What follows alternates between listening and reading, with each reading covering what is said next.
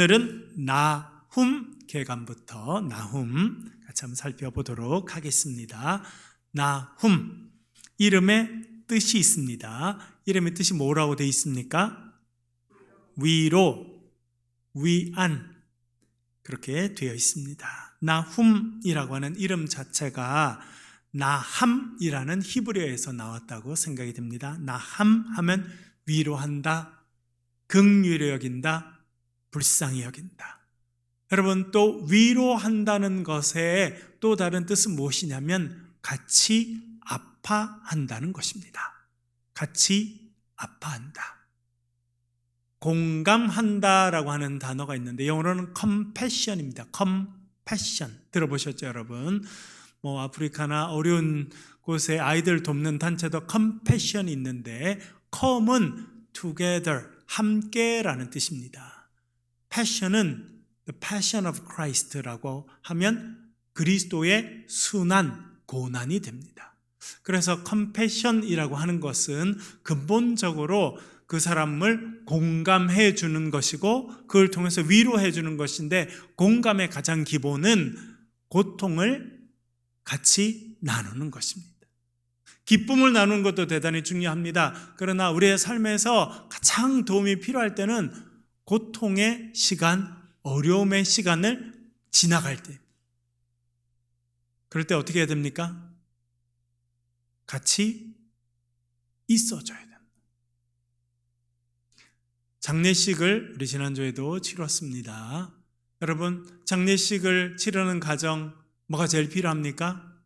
위로가 필요합니다. 위로하는 방식이 무엇입니까? 같이 있어주는 거예요. 어려운 시간을 같이 지낼 때 같이 시간을 보내고 같이 찬송을 하고 같이 말씀을 읽고 같이 손을 잡아주는 것, 그것이 위로인 것입니다. 여러분, 하나님께서 우리의 삶에 맡겨주신, 그리고 또 우리가 해야 될 가장 소중한 사명 가운데 하나는 위로하는 일을 하시는 겁니다. 비판하는 것 중요합니다. 잘못된 것을 똑바로 세워주는 것 중요합니다. 그런데 여러분, 사람들을 혼내서 바르게 하는 일은 아주 어려운 일입니다. 착각하는 게 있는데 혼을 내고 매질을 하고 그렇게 하면 애가 똑바로 될 거다. 절대 그렇게 안 됩니다. 그거보다 훨씬 더 우선하는 게 있습니다. 그것은 무엇이냐면 함께 공감해 주는 것이고 위로해 주는 것이고 격려해 주는 것입니다.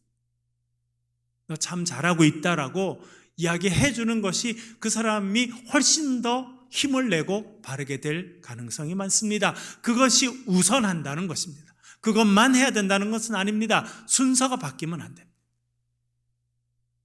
같이 있어주고 떡볶이도 한번 사주고 칭찬도 해주고 그렇게 마음을 충분히 쓴 다음에 그 다음에 정말 해야 할 말이 있으면 이런 것은 바르게 해야 된다라고 이야기해 주어야 합니다. 어떻게 보면 나훔이라는 이름 자체가 위로입니다. 그러면 여러분, 무엇이 위로입니까? 나훔은 참 재미있는 그리고 중요한 위로를 이야기해 주고 있습니다. 좀 배경을 살펴보겠습니다. 주요 배경입니다. 활동시대는 주전 660년, 663년부터 612년. 왜냐하면 이때가 니느웨가 이제 멸망해 가는 시기입니다. 여러분, 여쭤볼게요. 그래서 말씀의 선포 대상은 니느웨인데요. 니느웨는 어느 나라 수도입니까? 그렇게 말입니다. 우리 교인들이 수준이 높아지셔가지고 니느웨가 어느 나라 수도인지 다 이야기해요. 니느웨는 아수르 제국, 우리 역사에서는 아시리아 제국의 수도입니다. 지난번에 제가 한번 그림을 보여드렸죠. 사막 한가운데서 물을 끌어와서 강을 만들고 그렇게 큰 성 옆에 강이 흐르도록 하고 사람들이 강 위에 배를 띄고, 여러분, 광야, 물이 없는 곳인데 그 사람들이 얼마나 그때 강력했으면 저 멀리 강에 있는 물을 끌어오고 땅 밑에 있는 물을 퍼올릴 수 있는 그런 시설을 만들어서 물을 강같이 만들어 놓고 배를 띄워 놓고 지냈던 곳이 니느웨입니다. 여러분, 우리 니느웨에 가서 말씀을 전했던 선지자가 있었죠. 누구였습니까? 요나였습니다. 요나가 가서 말씀을 크게 전했습니까? 쬐끄맣게 전했습니까? 그런데도 조그맣게 하긴 해야 되는데 할 마음은 없어요. 그래서 쬐끄맣게, 야, 회개 안 하면 죽는다. 모기 소리만하게 그렇게 했는데도 여러분, 들을 귀 있는 사람은요, 모기 소리만 해도 들어요. 들을 귀 없는 사람은요, 확성기를 대놓고 소리쳐도 절대 안 듣습니다. 니느웨가 요나의 심판 선언은 듣습니다. 그래서 왕무로부터 저기 아주 낮은 위치에 있는 사람부터 심지어 동물들까지도 금식하고 하나님 앞에 회개했을 때 하나님께서 내리시려는 재앙을 거두게 됩니다. 우리 지난 시간에 요나에 대해서 배웠잖아요. 그렇죠? 요나는 자기가 그렇게 하고 사람들이 다 회개하는 모습을 보고도 어디에 올라가 앉아 있었어요? 동쪽 산에 올라가서 어떻게 되나 보자. 참, 제가 보니까 하나님 마음이 좋으세요. 그런 사람도 끝까지 이렇게 설득하고 그런 모습을 보여주셨습니다. 그 요나가 회개하라고 외쳤을 그때에 니느웨는 회개하게 되고 하나님의 재앙이 면하게 됩니다. 그러나 한 100년쯤 시간이 지난 후에 이제 니느웨는 멸망의 길로 달려가는 여느 거대 도시 중에 하나였습니다. 그래서 나훔 1장 1절 우리 아까 읽었던 말씀입니다. 다시 한번 읽어볼게요. 읽겠습니다. 시작. 니느웨에 대한 경고 곧 엘고스 사람 나훔의 묵시의 글이라. 아멘. 묵시라고 하는 단어가 자주 있습니다. 묵시. 여러분, 요한계시록을 묵시문헌, 묵시록이라고 말합니다. 묵시라는 단어가 우리 이제 성경에도 있고 우리 기독교에서 많이 쓰게 되는데, 묵시라고 하는 단어가 어떤 뜻이냐면 제가 써놨죠. 히브리어는 핫존인데, 핫존은 핫자라고 하는 단어, 보다, 우리가 자세히 보다, 그리고 하나님께서 보여주신다, 그런 의미를 갖고 있는 핫자라고 하는 단어에서 핫존이 왔습니다. 그러니까 묵시라는 것은 무엇입니까? 하나님께서 보여주시는 그림을 말합니다. 오늘 제가 복음 노트를 하면서도 말씀을 드렸는데, 여러분, 우리 인간은 우리 스스로의 노력으로 하나님의 뜻을 알 수가 있다 없다? 우리 기독교는요, 딴 종교와 다른 것이 이 부분입니다. 딴 종교, 특별히 무속 종교는 인간이 신을 달래기도 하고 얼르기도 하고 나를 위해서 일하게도 만들고, 그래서 어떻게 해요? 푸닥거리도 하고 굿도 하고 이렇게 해가지고 신을 불러내잖아요. 이렇게. 왜? 내 문제를 해결하려고 신을 달래기도 하고 얼르기도 하고 깜짝 놀래기도 하고, 그래가지고 이렇게 하는 거는 무속적인 신앙이에요. 기독교는 사람이 하나님의 뜻을 알 수 없어요. 하나님께서 스스로를 열어서 보여주셔야지만 우리는 하나님을 알게 되고 하나님의 뜻을 깨닫게 됩니다. 그래서 하나님께서 스스로를 열어서 보여주시는 사건을 계시의 사건이라고 말합니다. 이것은 아주 넓은 의미입니다. 그 계시는 여러 가지로 임할 수 있습니다. 여러분, 구약에 보니까, 신약 성경에 보니까 계시가 어떻게 임합니까? 하나님께서 원하시는 것을 사람들에게 어떻게 알려줍니까? 야곱의 경우는 어떻게 알게 됐습니까? 밤에 자다가 환상을 보죠. 사다리가 오르락 내리락. 여러분, 사도행전에도 가도 베드로가 환상을 보죠. 저 하늘에서 보자기가 이렇게 내려오는 그런 환상을 봅니다. 꿈으로 보는 사람이 있습니까?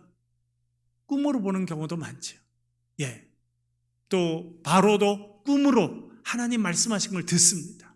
자기 해석을 못하니까 요셉이 해석해주고, 나중에 다리오 왕과 여러 왕들이 꿈으로 하나님께서 하실 일을 알게 됐는데 깨닫지 못하니까 다니엘에 가서 다 풀어줍니다. 꿈으로, 환상으로 그리고 여러분, 우리가 지금 묵상하고 있는 이사야, 예레미야, 에스겔 이후로 지금 12 나훔, 오늘 하는 하박국까지 하나님은 어떻게 하나님의 뜻을 알려주십니까? 이스라엘 백성들에게 하나님의 사람 선지자들 통해서 말씀으로 알려주십니다. 때때로 그 사람들이 목에 멍에를 매기도 하고 그런 상징적인 모습으로도 알려줍니다. 그러니까 여러분, 하나님께서 하나님의 뜻을 우리에게 알려주시는 방법은 대단히 다양하다는 것입니다. 말씀으로 알려주기도 하고, 꿈으로 알려주기도 하고, 환상으로 알려주시기도 하고, 상징적인 모습을 통해서 알려주시기도 합니다. 그 전체가 계시라는 것입니다. 근데 그 계시 가운데 한 부분이 뭐냐면 하나님께서 눈을 열어서 그림을 보게 하십니다. 환상을 보게 하시는데 그것을 묵시라, 그렇게 말할 수 있겠습니다. 그러니까 나훔은 묵시, 니느웨에 일어날 일들을 하나님께서 그에게 그림을 보듯이 알려주십니다. 그래서 여러분, 나훔 2장 3장을 보면 이제 어떻게 전쟁이 일어날 것이고, 어떻게 와서 적군이 지금 니느웨를 칠 것이고, 니느웨에는 어떤 슬픈 일들이 있을 것인지 마치 영화를 보는 것처럼 자세하게 묘사를 해놨습니다. 2장 3장을 쭉 읽어보면 그런 내용이 많이 나옵니다. 그것은 나훔이 마치 영화를 보는 것처럼 하나님께서 보여주시는 그림을 보았기 때문에 그렇게 표현하였습니다. 특별히 나훔을 통해서 우리는 하나님이 어떤 분이신지 깨닫게 되는데요. 첫 번째, 하나님은 대적하는 자를 심판하십니다. 나훔 1장 2절과 3절 전반절까지 한번 읽어볼게요. 같이 읽겠습니다. 시작. 여호와는 질투하시며 보복하시는 하나님이시라. 여호와는 보복하시며 진노하시되 자기를 거스르는 자에게, 여호와는 보복하시며 자기를 대적하는 자에게 진노를 품으시며, 여호와는 노하기를 더디하시며 권능이 크시며 벌 받을 자를 결코 내버려 두지 아니하시느니라. 아멘. 원래 하나님은 노하기를 더디하시고 참으시고 재앙을 내리려고 하셨다가도 그 재앙을 거두시고 하시는 분이 하나님이십니다. 그러나 그것만 하나님이 아닙니다. 나훔은 하나님은 원래 화를 잘 내지 않으시고 잘 참으시고 분노하지 않으시는 분이시지만 끝까지 하나님 앞에 대적하는 자들, 하나님의 뜻을 거스리는 자들, 여러분 여기서 그것이 강조되어 있지 않습니까? 자기를 거스리는 자에게, 자기를 대적하는 자에게 두 번 나옵니다. 하나님의 뜻을 거스리고 대적합니다. 그러니까 하나님이 경고를 주시죠. 선지자를 보내서 그렇게 하지 마라, 그렇게 하면 안 된다, 경고를 주시지만 경고를 무시하고 그 일을 계속하면 하나님은 심판하시고 진노하신다 하는 것을 알려주고 있습니다. 두 번째는 역사의 주인공이시다. 왜 여러분 지금 이스라엘 땅에 있는 요나가 니느웨까지 가게 됩니까? 왜 지금 이스라엘 땅에 있는 이스라엘의 선지자 중에 한 명인 나훔이 니느웨에 대해서 심판을 선언합니까?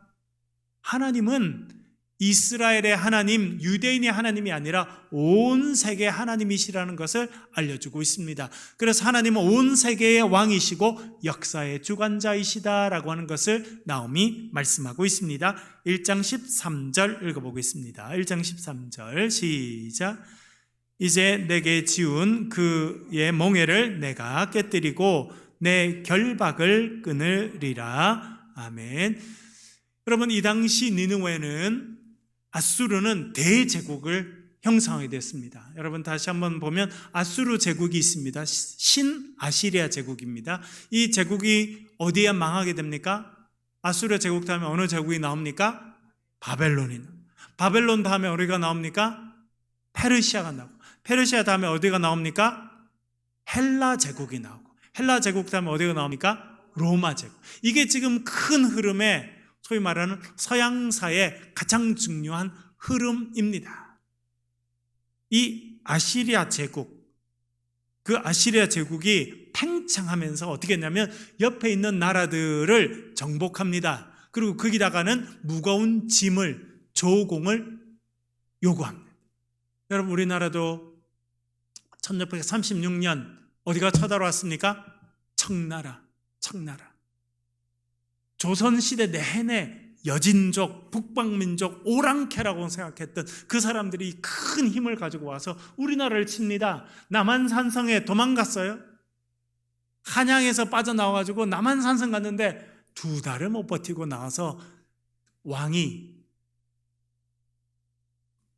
한겨울에 강 위에 얼어붙은 땅에서 9번 머리를 숙여서 홍타이치, 그 당시 청나라 황제에게 수백 년 동안 오랑캐라고 생각했던, 아주 수준 낮은 민족이라고 생각했던 그 왕 앞에 9번 머리를 숙여서 절을 하는 예를 하게 됩니다. 그리고는 누굴 데리고 합니까? 소현세자를 비롯해서 왕자들을 데리고 하고 사람들 많이 끌고 가게 됩니다. 그게 끝입니까? 아닙니다. 조공을 바쳐야 됐습니다. 끊임없이 조공을. 그게 짐을 지운 거예요. 그러니까 아수르도 대제국이 되면서 지금 이스라엘 땅에다가, 남유다 땅에다가 조공을 요구하고 짐을 맡겨둔 것입니다. 그런데 하나님께서 뭐라 말씀하십니까? 이제 내게 지운 그 멍에를 내가 깨뜨릴 것이고, 네가 니느웨, 너희들이 지금 남유다에다가 큰 짐을 지우고 멍에를 씌웠지만 그 멍에를 내가 깨뜨릴 것이다. 그러니까 여러분, 역사를 주관하시는 분이 하나님이시라는 거예요. 사람들 눈에는 가장 강력한 나라인 아수르가, 니느웨가 전부 다 역사를 이끌어가는 것 같지만 영적인 눈을 보면 그들은 하나님의 도구일 뿐이라는 거예요. 때때로 하나님의 도구이고 때때로는 하나님께 쓰시기도 하지만 하나님께서 벌하시고 하나님께서 심판하시면 그 제국도 일순간에 무너질 수 있다. 그것을 지금 나훔이 이야기하고 있는 것입니다. 3번은 환난 날에 산성이 되신다. 어제 말씀을 묵상했던 부분인데요. 나훔 1장 7절 오늘 말씀 읽었는데 같이 한번 읽어볼게요. 시작. 여호와는 선하시며 환난 날에 산성이시라. 그는 자기에게 피하는 자들을 아시느니라. 아멘. 하나님 어떤 분이시라는 겁니까? 선하고 좋은 분이십니다. 누구에게 특별히 좋은 분이라고 말합니까? 자기에게 피하는 자. 여러분, 언제 하나님 앞에 피하게 됩니까? 아무 일 없을 때 피한다는 게 아니에요. 환난을 당하고 어려움을 당하고 고난의 시간이 찾아올 때 어딘가 피신해야 됩니다. 폭풍우가 몰아치면 어딘가 피신해야 되잖아요. 그렇게 인생의 폭풍우가 달아오고 인생의 어려움이 있을 때 하나님 앞에 피하는 자가 되면 그 피하는 자에게 하나님은 산성이 되셔서 그들을 안아주시고 보호해 주신다라고 하는 것입니다. 네, 여러분 여쭤볼게요. 그러면요, 나훔의 이름이 뜻이 뭐라고 그랬습니까? 위로. 그럼 어떤 위로가 이 나훔에 있습니까? 금방 우리가 살펴본 이 말씀에 뭐가 위로가 있습니까? 어떤 위로가 있습니까? 피하는 자에게 하나님의 산성이 되신다라고 하는 것도 위로입니다. 그런데 또 더 큰 위로는 뭐냐면 우리를 압제하고 압박하고 우리에게 멍에를 씌운 그 니느웨를 향해서 하나님이 심판을 선언하심으로 그 니느웨가 멸망하게 돼서 우리가 자유를 얻게 되는 것, 그것이 궁극적인 위로라는 것입니다. 그러니까 여러분, 하나님의 위로는요, 위로의 또 다른 말은 심판입니다. 참 재밌죠, 여러분? 하나님의 심판이 임하는 날이 위로가 임하는 날. 우리를 괴롭히고 힘들게 하는 자를 하나님께서 심판하실 때 우리는 위로를 받게 된다.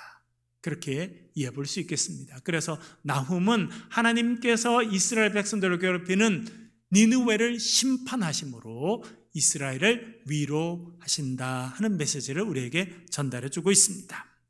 두 번째는 하박국에 대해서 보겠습니다. 하박국. 이름의 뜻을 살펴보겠습니다. 하박국, 이름 뜻이 뭐라는 겁니까? 네. 학자들은 하박국이라는 이름이 정확하게 어디 나왔는지 여러 가지 의견들이 많습니다만 그 중에 제일 많이 인정받는 것은 하바크라는 말은 껴안는다 혹은 붙든다, 이렇게 꽉 손으로 붙드는 거 있죠. 이렇게 어떻게 보면 이렇게 껴안아주면서 이렇게 좀 붙들고 있는 그런 느낌의 단어인데 아마 그 단어에서 하박국이라는 단어가 맞지 않았을까. 그래서 이렇게 풀이할 수 있습니다. 하나님께 질문을 많이 해요. 하박국은 똑똑했던 것 같아요. 질문을 많이 해요. 질문을 많이 하고 하나님 도대체 왜 이랬습니까? 라고 이야기하지만 결국은 하나님을 붙들고 살아가는 사람이다 라고 하는 의미를 가지고 있습니다. 주요 배경을 살펴보겠습니다. 활동 시대는 주전 605년부터입니다. 여러분, 주전 605년에 무슨 일이 있었습니까?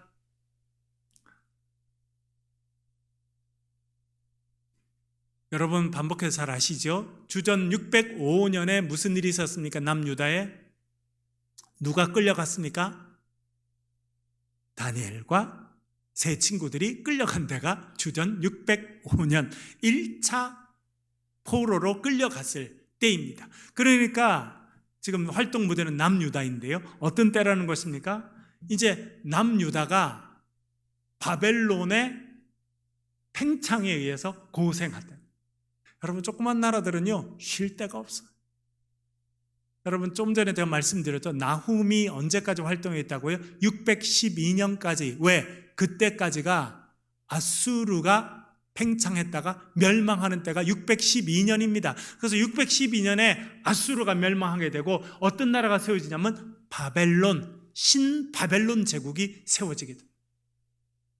또 새로운 나라가 생기면요 팽창 정책을 피게 됩니다. 그래서 팽창해 나가게 돼서 이제 남유다까지 침공하게 됩니다. 그래서 남유다를 다 차지하지는 않았지만 너희 이제 나한테 조공 바치고 말 잘 들어야 된다, 제후국으로 살아야 된다 하니까 알겠습니다 하니까 너희들이 알겠다는 표시로 내가 포로를 데리고 간다. 그래서 포로를 데리고 갔는데 그때 주전 605년에 끌려간 포로들이 다니엘과 친구들, 그 젊은 엘리트들이 그때 끌려가게 됩니다. 그러니까 이때 남유다는 지금 분위기가 어떻습니까?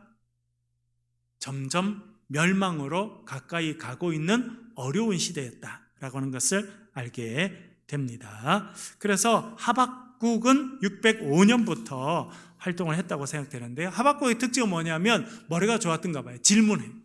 여러분, 학교에서 저도 가르쳐 보면 누가 질문합니까?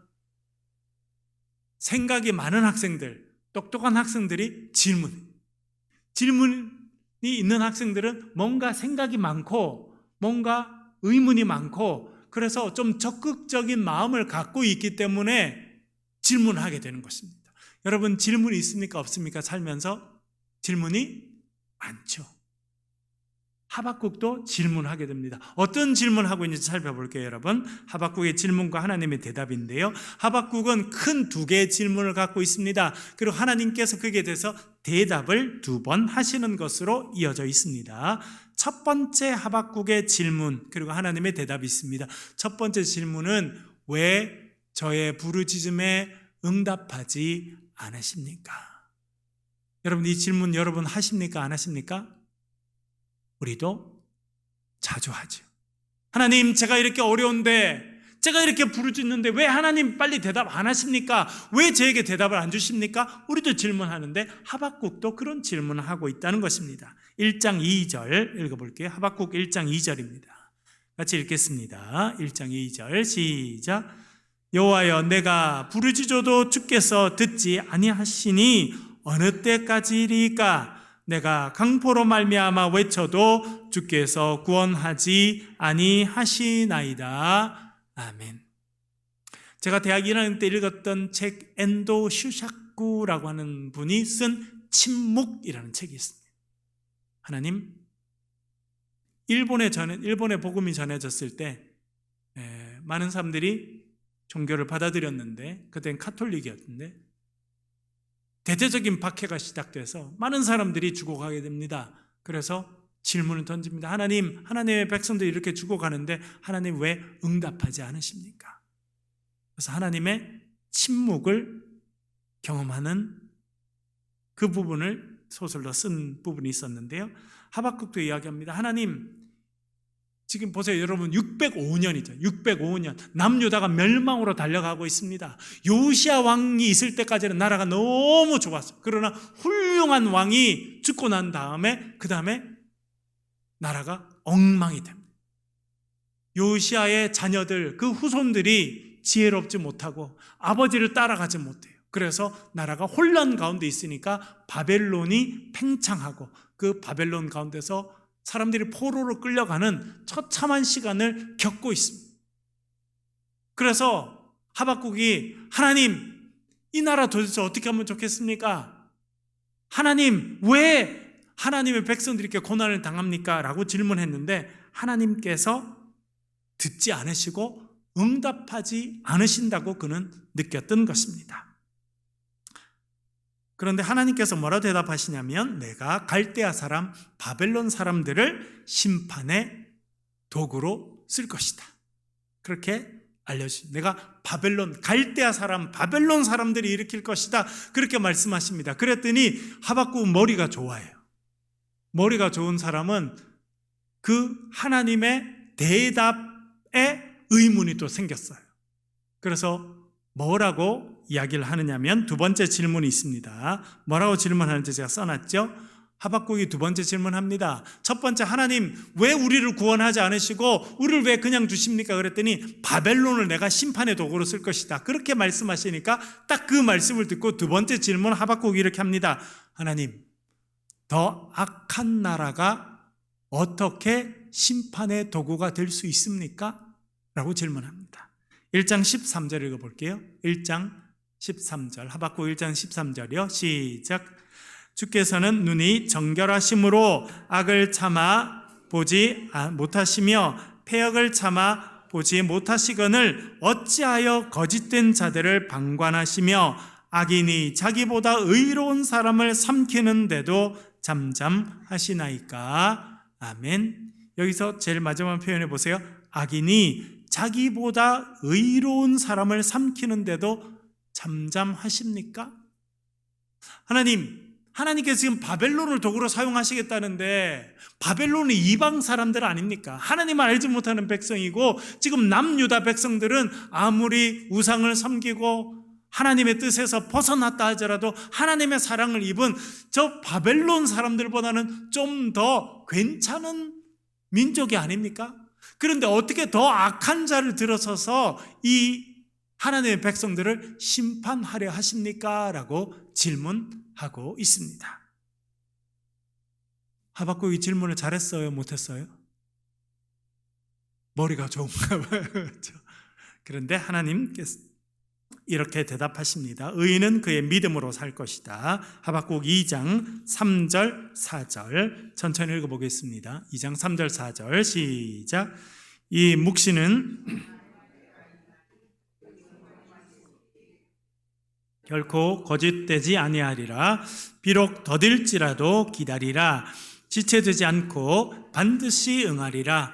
보라, 그의 마음은 교만하며 그 속에서 정직하지 못하나 의인은 그의 믿음으로 말미암아 살리라. 아멘.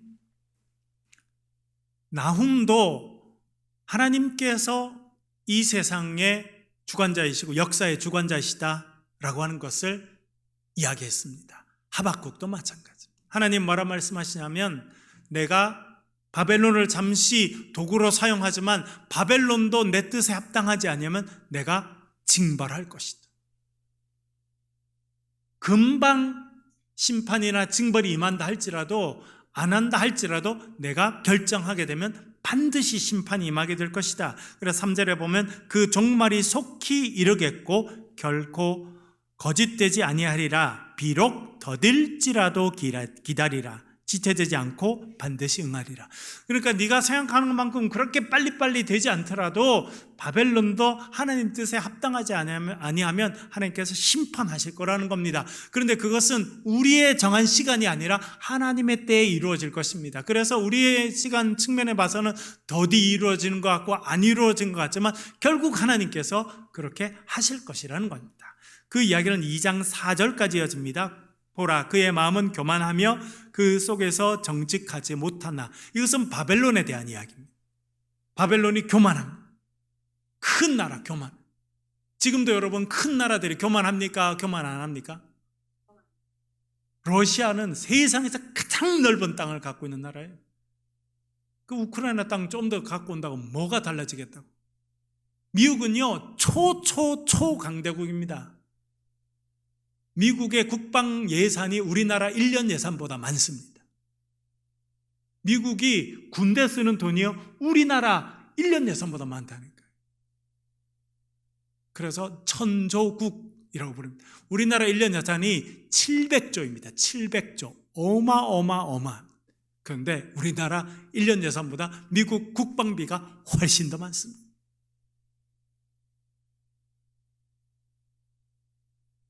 근데 힘이 있으면 교만해지기가 쉽습니다.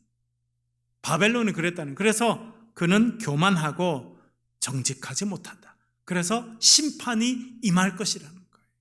그런데 하나님의 백성들은 그러면 어떻게 될 것이냐? 그게 질문이잖아요. 그렇죠? 하나님의 백성들 가운데도 선한 자가 있습니다. 의로운 자가 있습니다. 그런데 하나님께서 더 악한 자를 통해서 이 하나님의 백성을 치신다는 것이 저는 이해가 되지 않습니다 라고 말하니까 하나님께서 결국 뭐라고 대답하십니까? 의인은 그의 믿음으로 말미암아 살리라. 의인은 그 믿음으로 말미암아 살 것이다. 어떤 믿음이요? 여기서 말하는 믿음은 어떤 믿음입니까?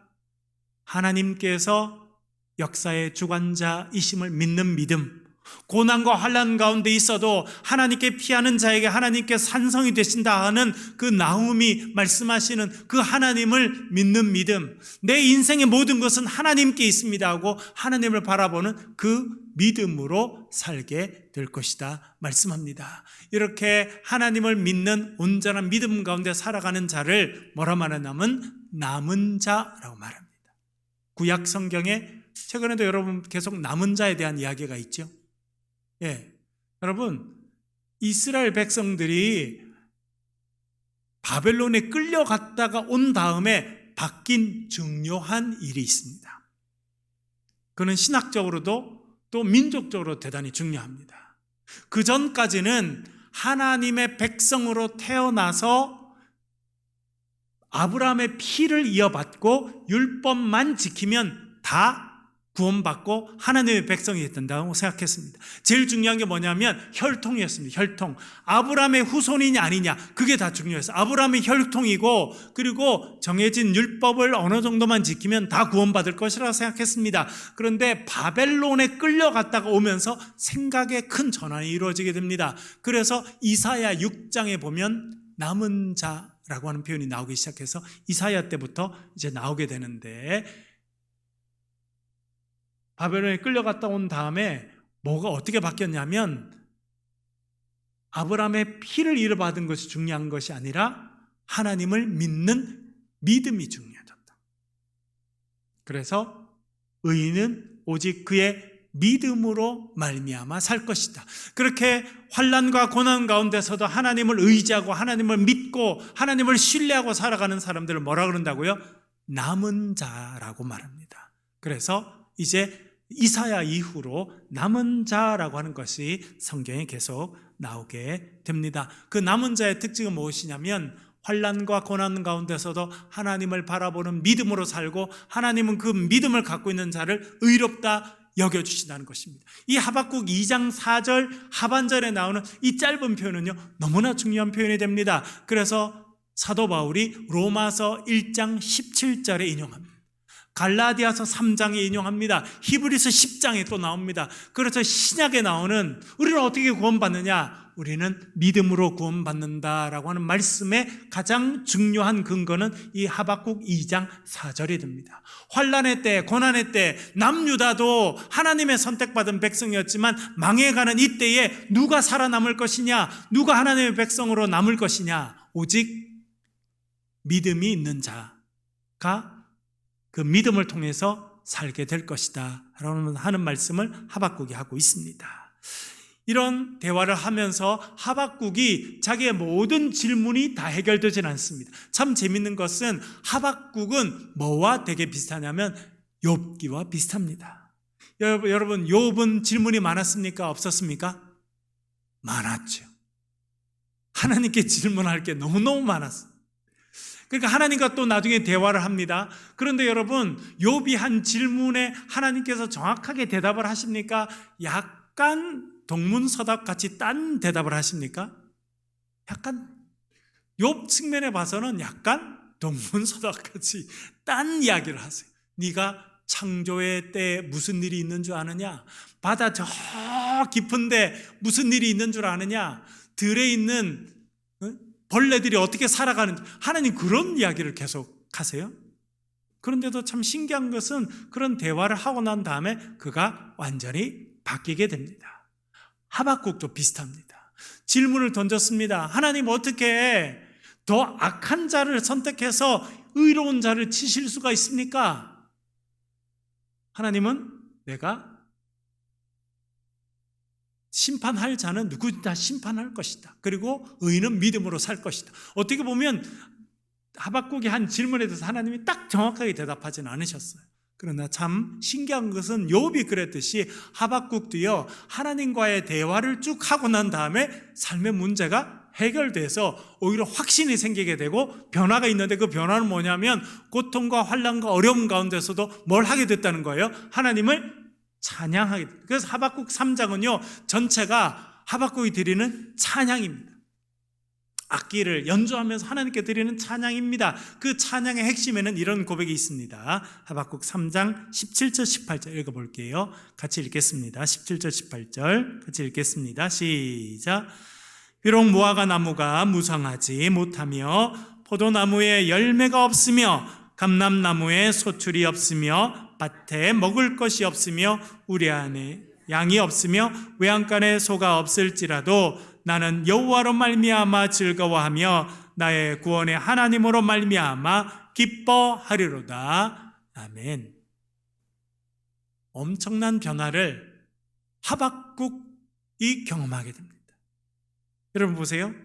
무화과 농사를 열심히 지었습니다. 1년 농사를 잘 지었는데 무화과가 하나도 안 열렸습니다. 그러면 할렐루야 할 수 있습니까? 화가 납니까? 화가 나게 돼 있죠.